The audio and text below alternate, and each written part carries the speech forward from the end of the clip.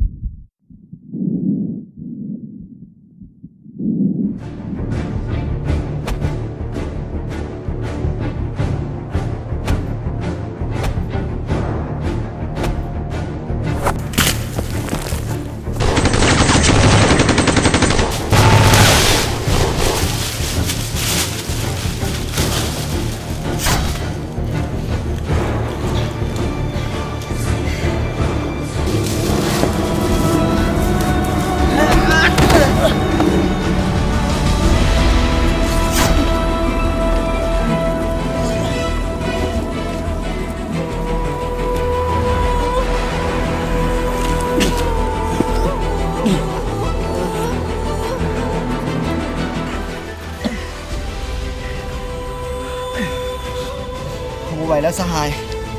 ให้สหายหนีไปซะโอ้ได้ภารกิจนี้พวกเขาต้องรอดรวมกันเถอะอยู่แยกงูเขาตายสายซาทหารคือเขายอมตายเพื่อชาติ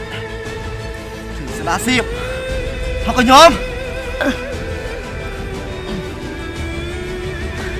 สหายคือความหวังของประเทศชาติพ่อแม่ประชาชนเป็นสหายดีไปซะ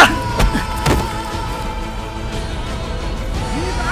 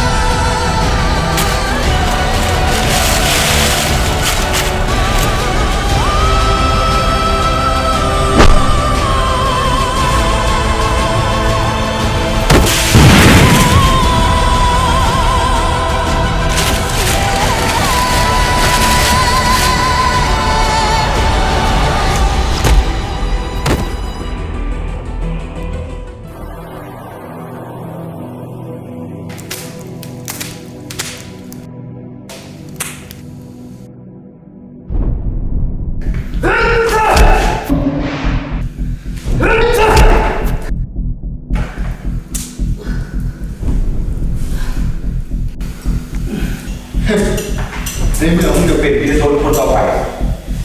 กูก็สิจัดให้เฮ้ย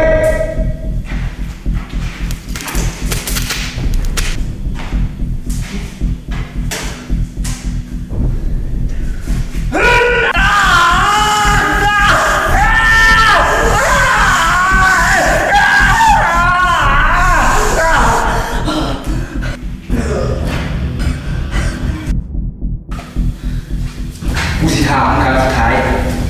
ของมึงอยู่ไหนฮะ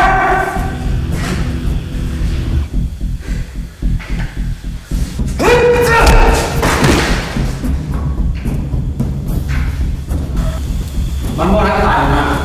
เอาจังไงดีเก็บมันไว้ก่อน